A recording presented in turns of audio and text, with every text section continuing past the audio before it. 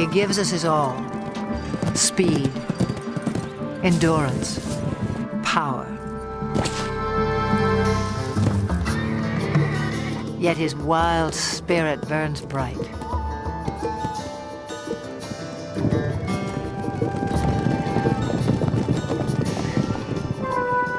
Spark of ancient myth, pride of king and conqueror. He was the backbone of civilization. History was forged to the beat of his hooves.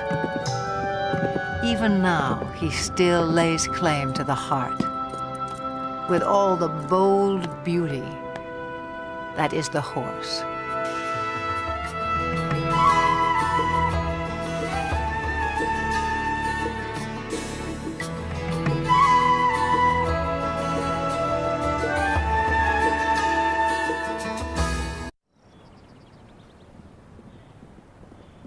Summer sets off fireworks in the mountains of southern Montana.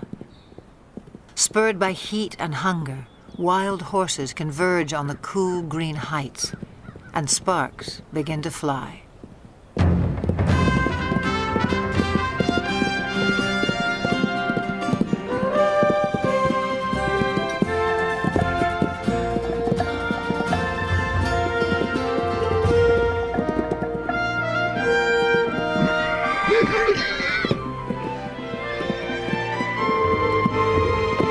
Stallions spar and court young mares in a drama as old as the hills.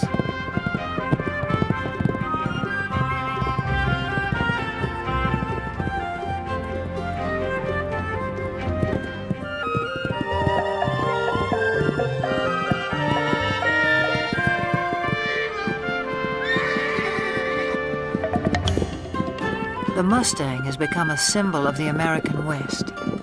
But some say he's a newcomer to these parts, even a trespasser. The truth is tangled in the long and winding history of his kind. It began some 60 million years ago in the forests of North America. Living on leaves, a creature the size of a fox walks the underbrush on padded toes.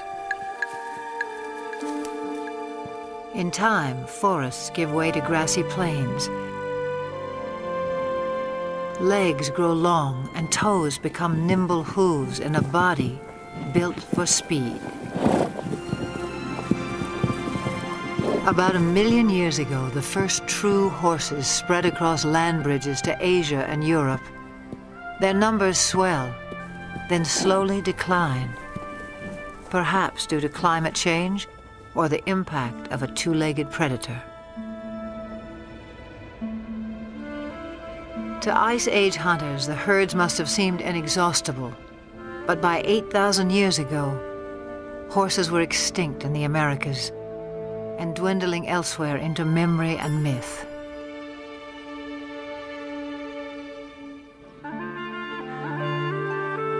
Then somewhere on the steppes of Eurasia, at least 4,000 years ago, the horse inspired someone as more than just a meal.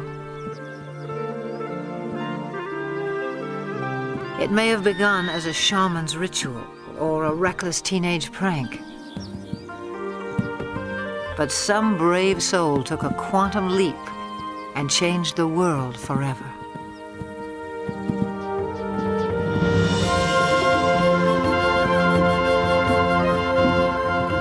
The horse utterly changed our sense of distance and speed. He carried us forward in space and time and made our world smaller. Great equestrian cultures arose and thundered across antiquity. Today, most have vanished, but here on the steppes of Mongolia, little has changed since the time when the horse became a way of life. Nomads still measure their wealth in livestock and move vast herds with the seasons.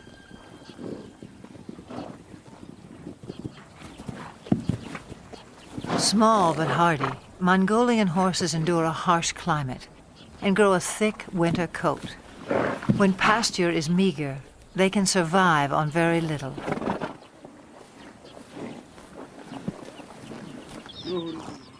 Mongolian nomads also herd sheep, goats, and cows, but horses are their greatest pride.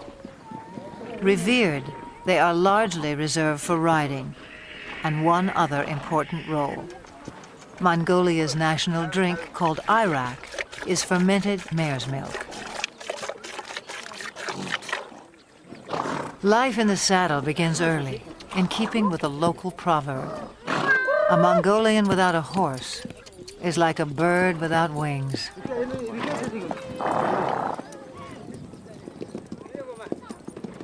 In July, thousands of nomads set up camp on the edge of the capital city, Ulaanbaatar. They come to celebrate Naadam, an ancient religious festival. National competitions of traditional sports are held, including 2 days of horse racing. One of the country's top horse breeders, Hang Medic, traveled over a week to take part in what will be his 30th Naadam. From a herd of 400 head, he has brought his 12 fastest horses. Also in tow are his grandchildren. For good reason. Riders must be under 12 to compete at Naadam. Training, however, is no child's play. It's what Hang Medic lives for.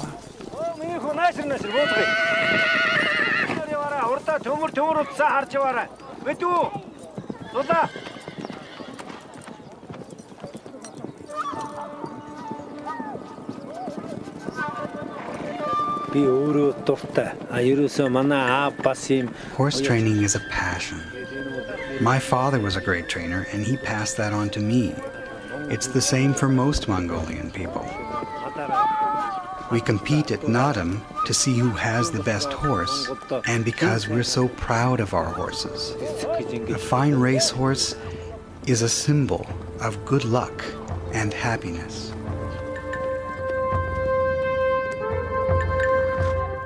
On the day of the first race, preparations begin at dawn. Hats and bright silks will help families spot their little jockeys at a distance. The distinguishing mark of a racehorse is a leather tail wrap, always wound clockwise. Forelocks are also bound. Hang Medic enhances the look with a charm bearing Mongolia's national emblem. He has high hopes for this young stallion. With an offering of mare's milk, Hang Medic's wife invokes the sacred powers of nature to bless horses and riders. A circle of incense purifies.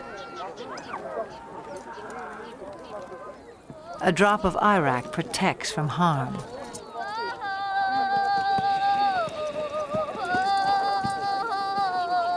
An ancient Buddhist chant rings out for luck.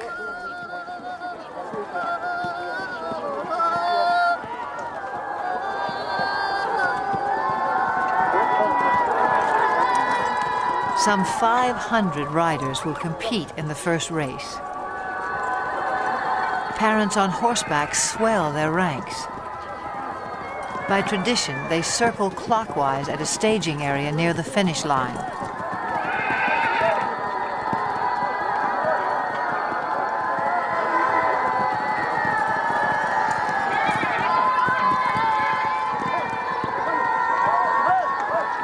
But the running of the race is not yet at hand.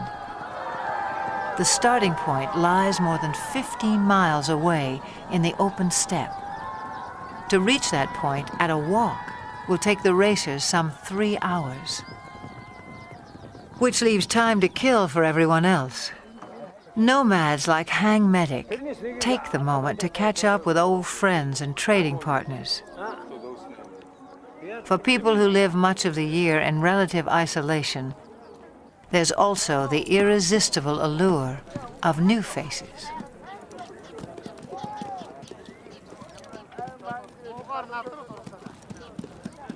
For now, small talk belies the drama that's erupting miles away.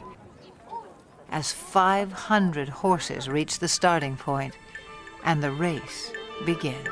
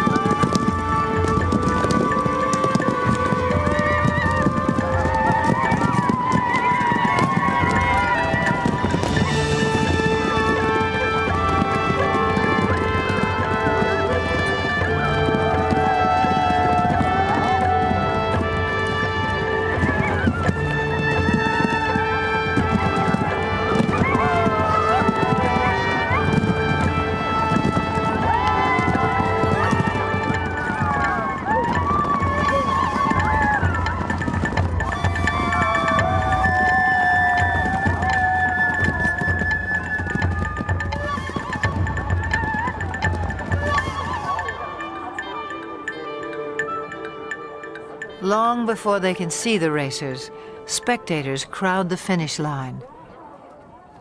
According to myth, the dust kicked up by winning horses showers happiness and prosperity on all those it touches.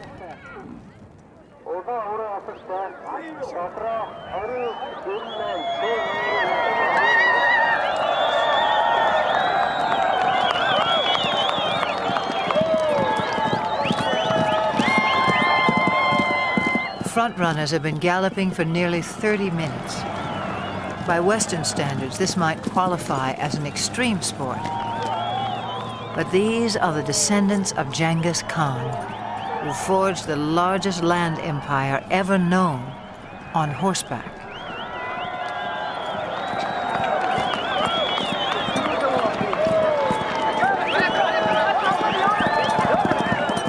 The blue sash of victory goes to the first 5 horses. A flash of green tells Hang Medic his granddaughter has placed. But a riderless horse sends him off in search of his youngest grandson.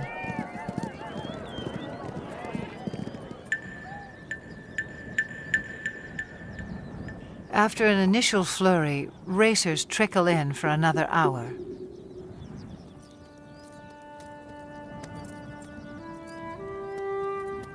Herd instinct alone will keep a horse going, even one that lacks the fitness and conditioning required for a long-distance run.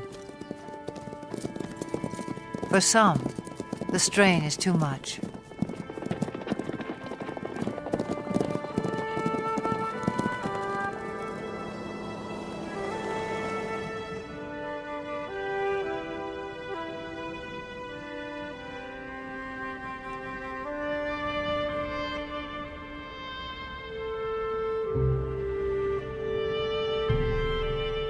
When a horse dies on the racetrack, the trainer is dishonored.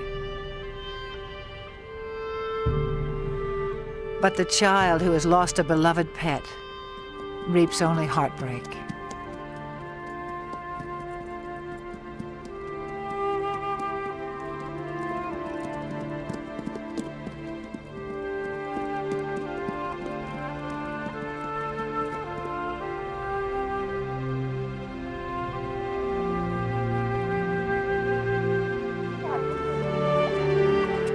A fall near the starting point dashed the hopes of Hang Medic's grandson. His horse is safe, his bruises minor, but his 6-year-old pride will sting until the races are over.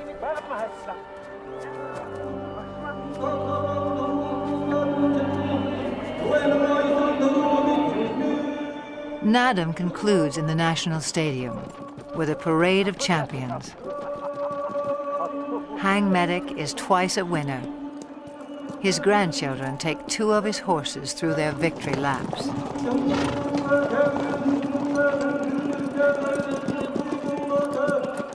A herald sings the praises of the winning horses.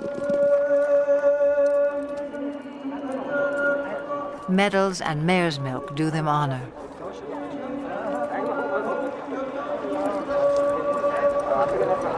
But for each little rider, the highlight is a kiss from the president of Mongolia.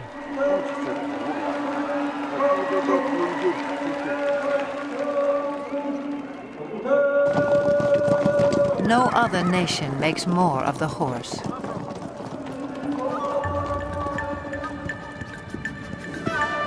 Fiery steed, faithful servant.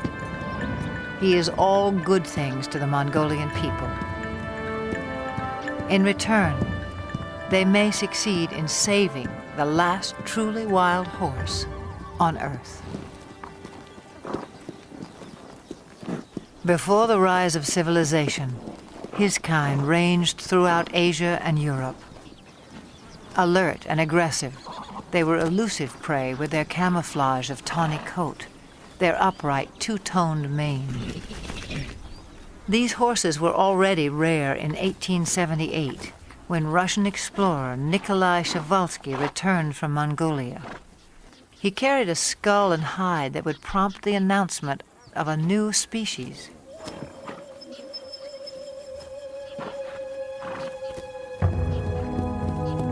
In a race for specimens, stallions were slaughtered to subdue mares. Mares were killed to secure foals. Dozens died en route to zoos and animal collectors in the West.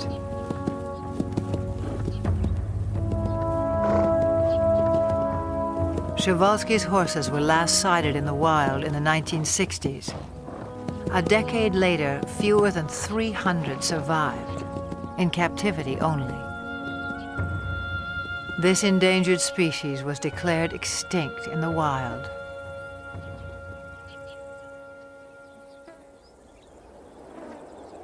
In 1992, 16 Przewalski horses from European reserves touched down in Ulaanbaatar. Their journey was the crowning achievement of Dutch conservationists and Mongolian authorities.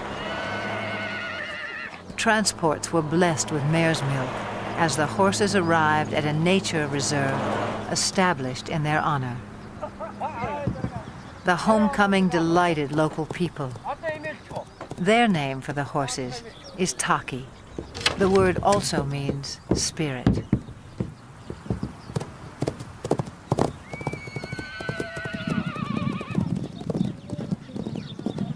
Today, some 80 free spirits roam 120,000 acres under watchful eyes.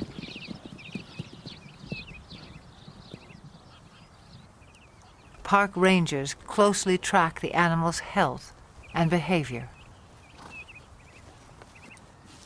Breeding success is high. 2 generations have been born in the reserve.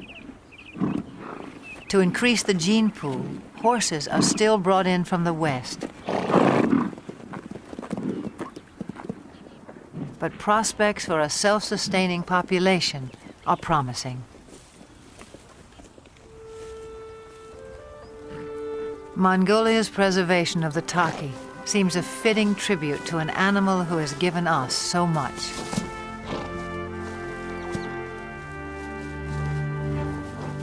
Domesticated, the horse revolutionized our world, but in the process, he was also transformed.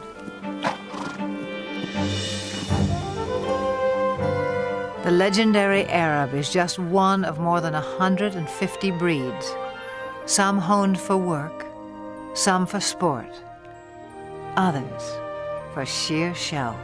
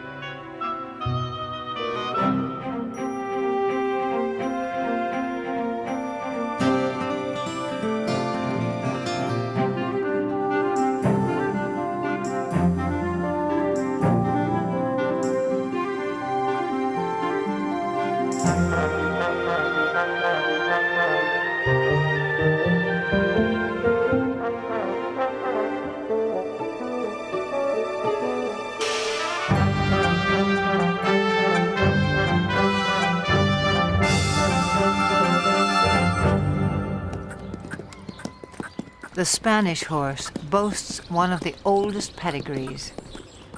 His speed and stamina were praised by the Romans. The famous Spanish riding school in Vienna was founded in his name. A dancer's grace made him a favorite of monarchs and earned him the title Royal Horse of Europe. Today, he inspires a new generation. At the Royal Andalusian School of Equestrian Art in the town of Jerez in southern Spain. Few gain admission here. Only first-rate horses, trainers, and students. A strict curriculum has produced several Olympic competitors. The school also keeps tradition alive. Once a week, the public is invited in to enjoy the splendors of another age. In 18th century costume, riders recreate the height of classical horsemanship as it was practiced throughout the courts of Europe.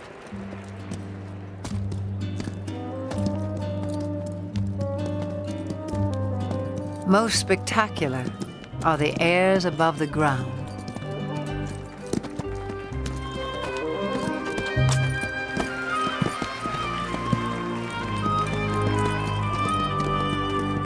Horses naturally leap and kick when fighting. Centuries ago, cavalry mounts were trained to perform these moves in battle.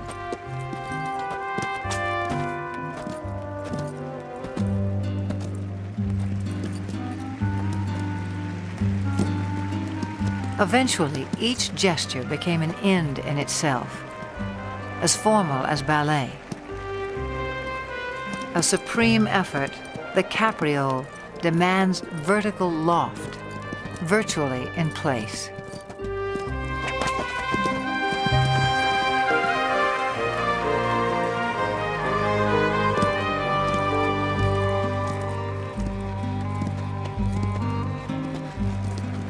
Few can perform this exacting dance with the power and precision of the Spanish horse. The purity of the breed is proudly protected in Spain, yet his bloodlines extend far and wide. For this was the horse who once conquered a new world. Some 500 years ago, Spanish explorers rode upon the shores of the Americas. Some native people mistook man and mount for a single fearsome creature. But soon they would make the horse their own.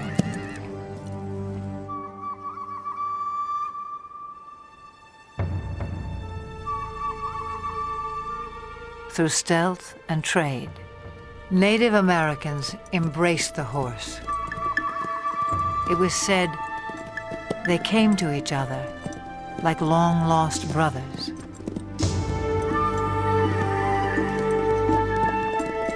Some called him Sky Dog.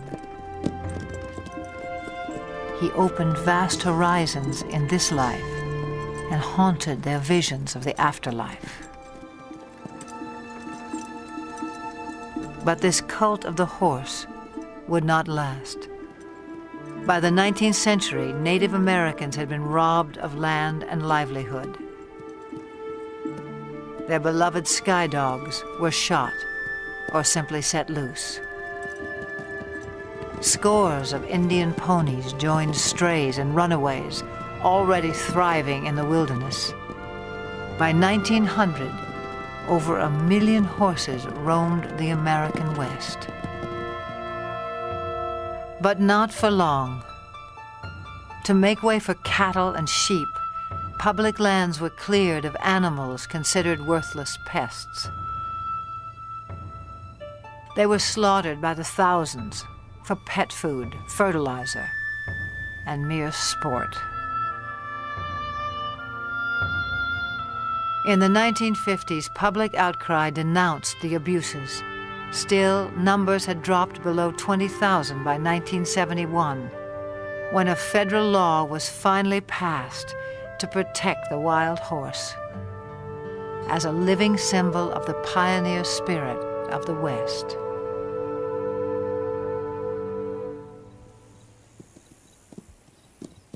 Today, the Bureau of Land Management oversees some 45,000 horses on public lands in 10 states. On the Montana-Wyoming border, the Pryor Mountain Wild Horse Range is home to a herd of about 160. Most live in small family groups of several mares, their foals, and a single dominant stallion. His role is to guard his harem and protect his growing offspring.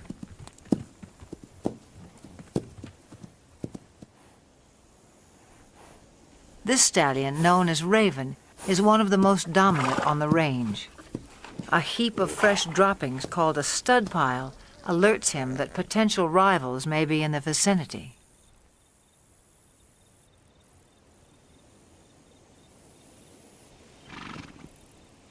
A band of young bachelor stallions prompts Raven to move his family to a safe distance.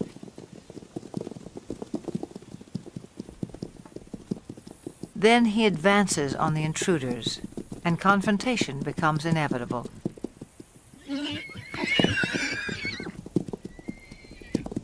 Raven may be outnumbered, but at 10 years old, his maturity and experience give him the advantage.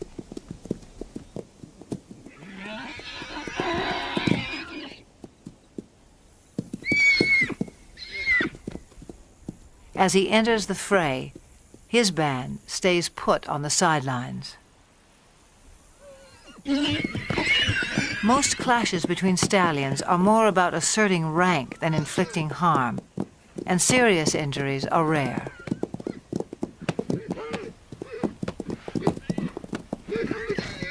In the end, the bachelors move on unscathed but chastened, and Raven returns to his mares.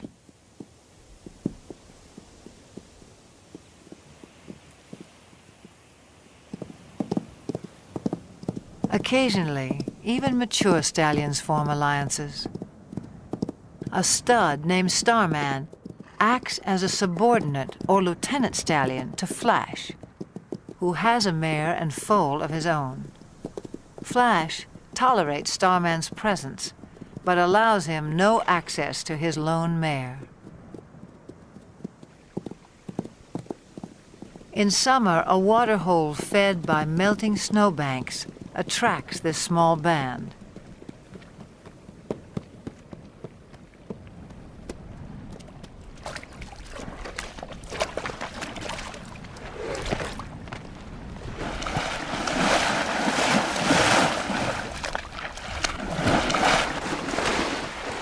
The mare enjoys a soothing mud bath, while her 3-month-old foal plays with the idea.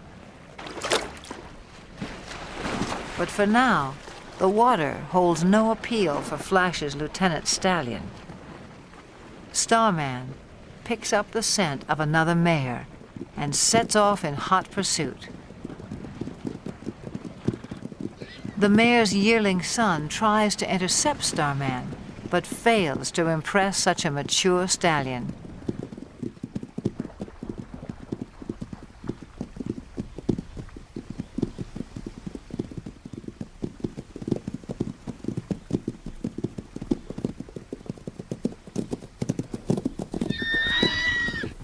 This mare's own stallion must be just out of sight, a boon for Starman. Still, she rejects his advances.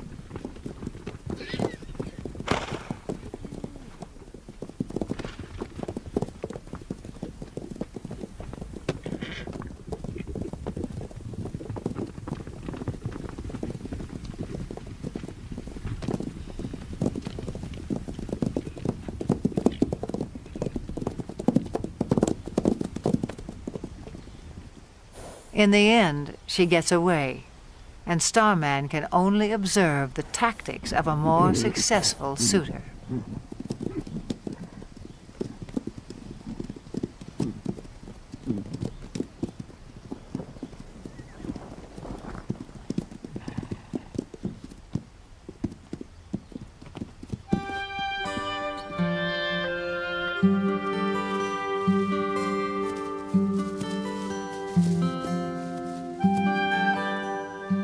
times, the Pryor Mountains seem heaven on earth for horses. Though much of the terrain is arid and winters are harsh, summer pastures can be glorious.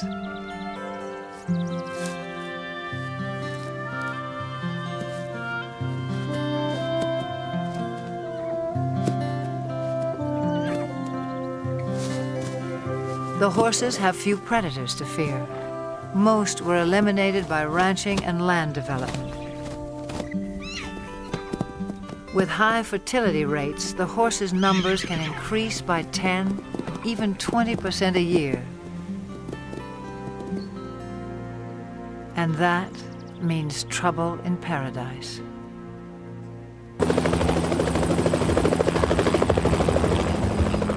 In the last 3 decades, the Bureau of Land Management has removed more than 100,000 wild horses from the range. The roundups are intended to protect public lands from overgrazing and ensure the health of the herds.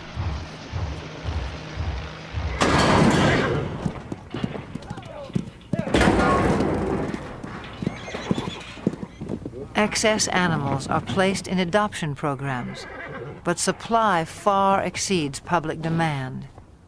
Horses deemed unadoptable live out their days in holding pens.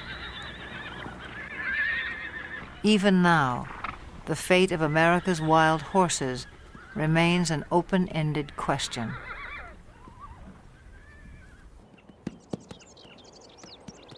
Some 4,000 years of domestication have failed to deprive the horse of his wild instincts. His natural impulse is to flee the company of humans. Brian Newbert makes a living not breaking, but in his words, starting wild or green horses. This 2-year-old quarter horse stud, born on the open range, has never been handled. On his ranch in Northern California, Brian is about to make first contact.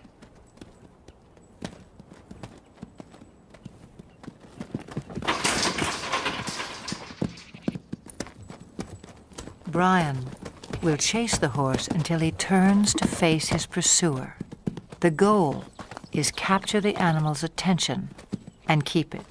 I'll ask again. Good. Now let's see if he leaves with his hindquarters or if he leaves with the whole horse. See, here's the first little part is going to happen here in just a second, I think.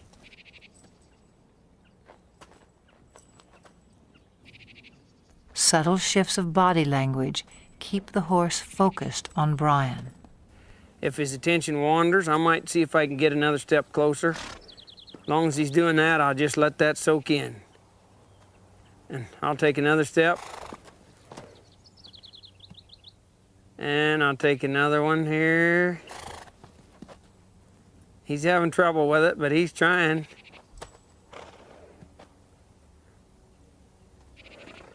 He's gonna have to leave here pretty soon. And I'll try to direct him back. There, he adjusted in the rear quarters. That's what I'm gonna need here.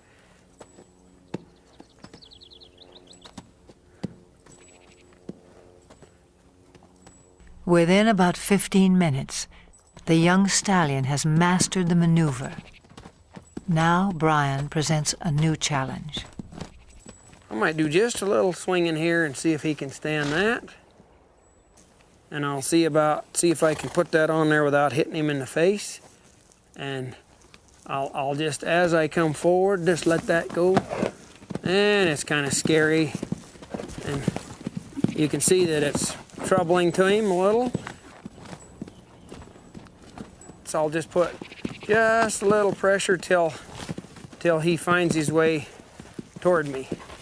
See, he keeps thinking his answer is out of here, but the answer's right there. The horse turns to Brian for reassurance, a critical breakthrough. Now he might reach for me.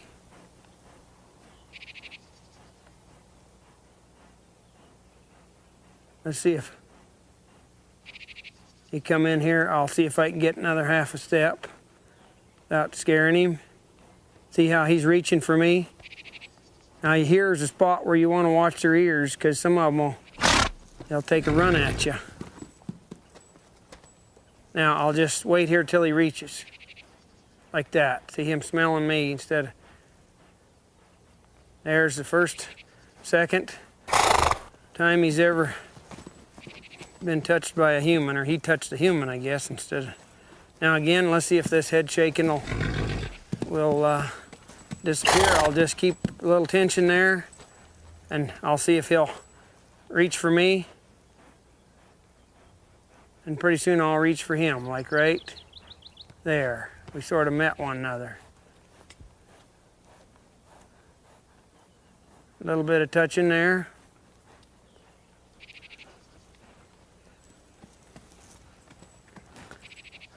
A little bit more here.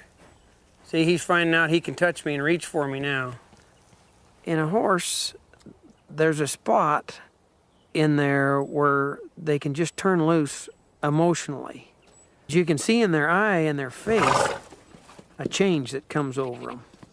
And they'll begin to drop their head and their eyes will soften, and you can just see that they're beginning to trust you. And then you can move right on and really advance then. I'll get my weight shifted back. He's feeling a whole lot better about things now. He's finding out I can touch him and he won't get hurt. Less than half an hour after the first touch, Brian tests the saddle. It's kind of important to swing this on so that it doesn't hit him.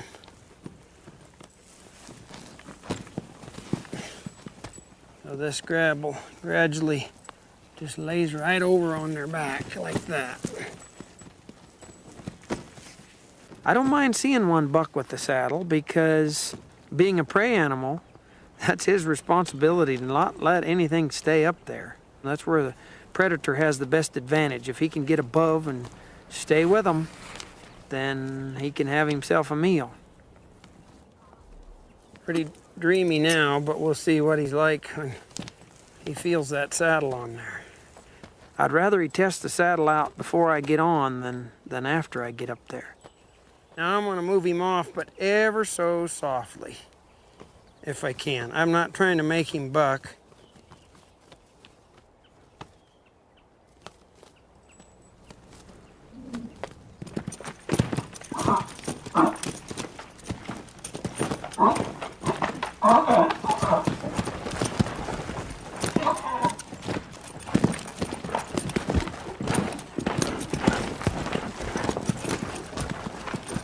Okay, maybe I'll give him a little consoling. Did you get scared, Bolly?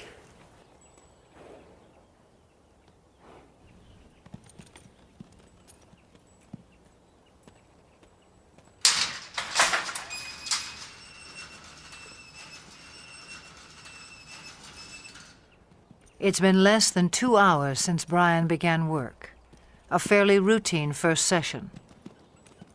He'll leave the saddle in place for a few more hours, then give the young stallion a well-earned rest until morning.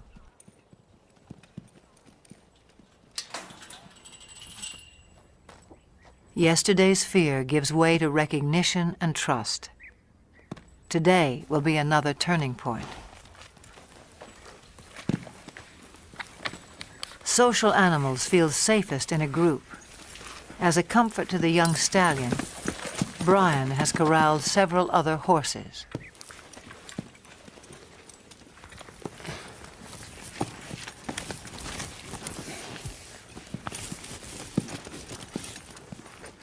See, if he wiggles, I'll just wait here till he stands put.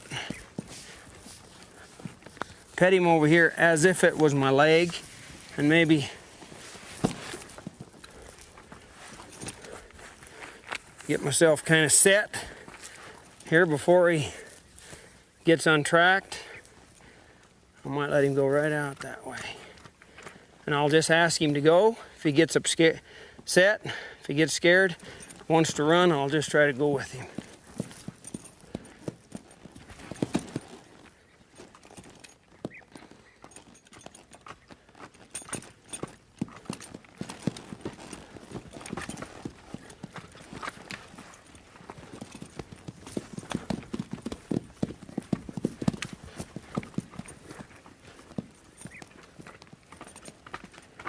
People ask me about this new way of working with horses. As far as I know, it's been around as long as there's been horses and man interacting with one another. I don't know how the first man could ever got on a horse for the first time without having something working for him.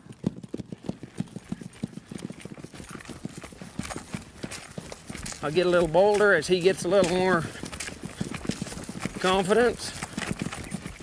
I'll ask him here to come back to me with this rein a little, and he did. The young stallion's first ride lasts no more than 15 minutes and prompts a simple reward.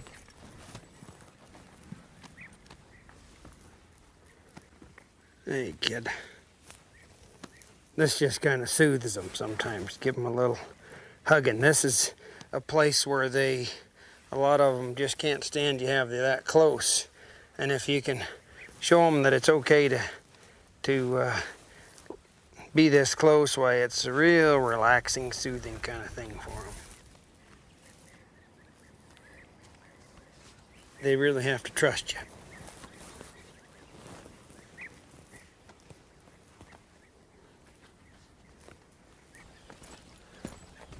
By day 3, it's time to abandon the security of the corral. A whole new life is beginning for the young stallion. He gets so he can trust me a whole lot more today, I see. And Brian is left to ponder an age-old mystery about the nature of horses. I often wondered how in the world would they allow somebody to get up on their back and guide them around. They'll take us miles and miles till they're totally, tired, pull wagons and pack loads and all kinds of things, when actually they could kick us or hurt us or buck us off any time, and yet they'll just work their hearts out for us if it's presented to them in a way that they can understand. Pretty special animal, really. Special indeed. No more than 60 years before the first moon landing, the world was driven by horsepower. Every sector of the economy relied on him. Transport and trade, industry and agriculture. No creature served us better in the building of civilization or its occasional overthrow. For millennia, the warhorse prevailed in battle. If not for a horse, would Alexander have been great? Who can imagine Attila the Hun or Napoleon on foot? Over 1 million horses served in World War I. Nearly a third died. In World War II, tens of thousands perished in a battle of bullets and bombs. The age of horsepower was over. And yet there are more horses in the world today than during the 1800s, some 62 million. In an age of technology, perhaps we yearn all the more for the touch of something wild.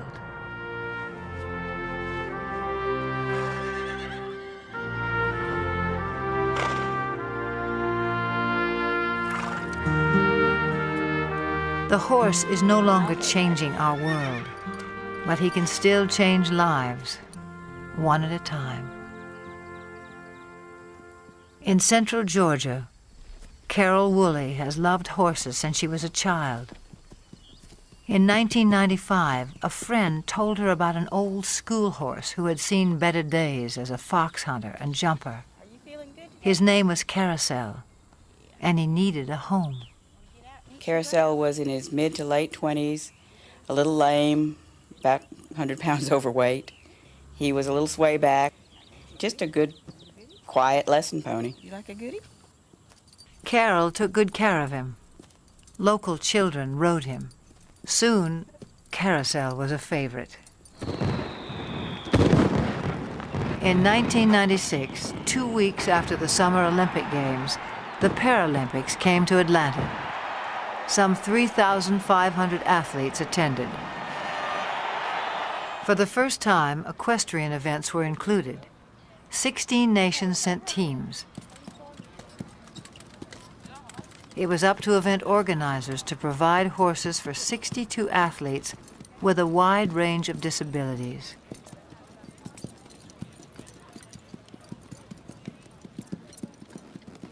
Each would be judged on precision, smoothness, and harmony of horse and rider while performing a set pattern in the arena. A call went out to horse owners for calm, well-trained mounts. Carol Woolley volunteered 2 of her younger horses, but games officials were desperate for more. She thought twice, then sent for old Carousel as well. After a checkup, he was quickly put to the test. Later in the day, they called him for Denmark, and I met Britta Anderson, who's a very small woman in a wheelchair, and I thought to myself, there's no way she's going to ride this pony. She spoke English quite well, and I asked her, have you ever fallen off a horse? And she smiled and looked at me and says, many times.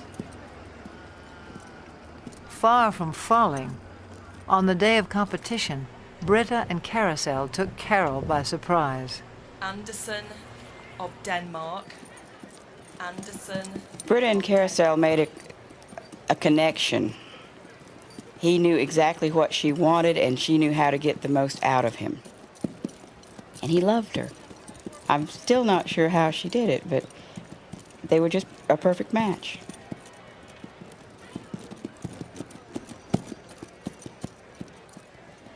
The judges agreed. The pair took first place in their division and received the highest score of all the competitors.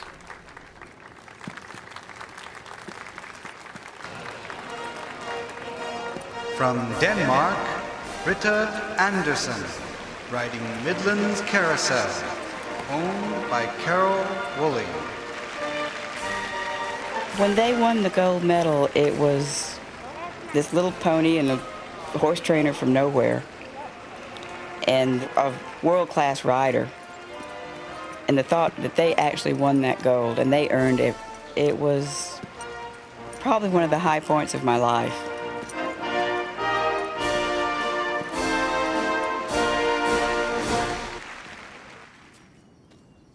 By the time she returned home, Carol had decided to start a therapeutic riding school.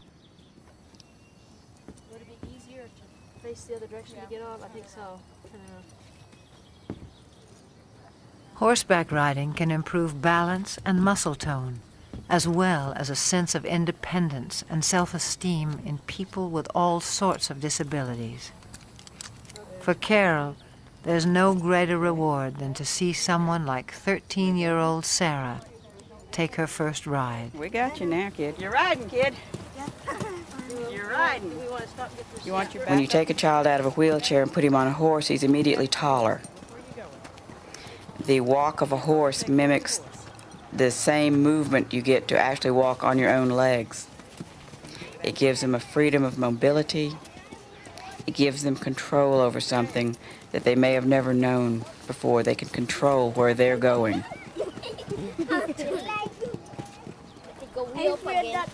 Carol runs the school on grants, donations, and volunteers.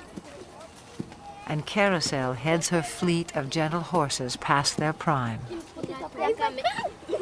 In August of 1998, at a regional show for riders with disabilities, Carol decides to send Carousel into the arena one last time. 9-year-old Sean Donaldson, one of Carol's top students, has never competed before. It's a breathless moment for his parents. Make your old man proud. You got a good horse on him, though. Knows what to do. Young boy and old horse are picture perfect and take a blue ribbon. In first first place, Sean Donaldson from Carousel. A first for Sean, a final trophy for Carousel.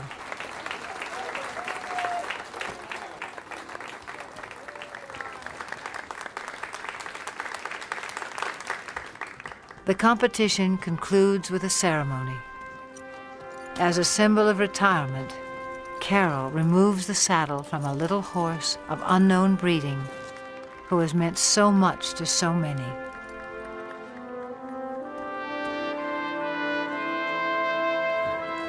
To him go the full laurels of a champion. He was quite calm and stood through everything. He halfway, I think, understood that we were doing an honor to him. I was a little surprised that he didn't mind us putting flowers on him. He acted like, well, those were his flowers, this is fine. I think he enjoyed it, really. He wasn't just an old sway-backed horse with a gray face. He was everybody's dream of a horse.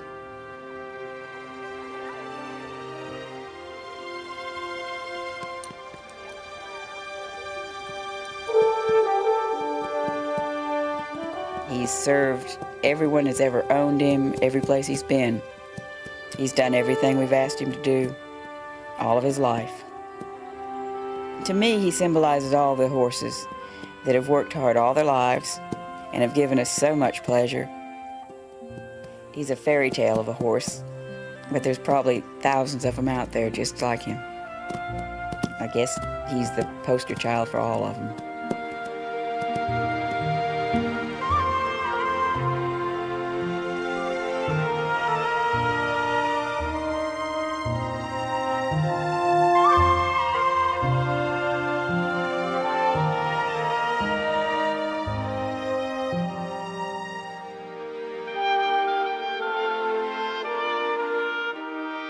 For all they have done for us, for all that they are, may they always have green pastures, each and every one.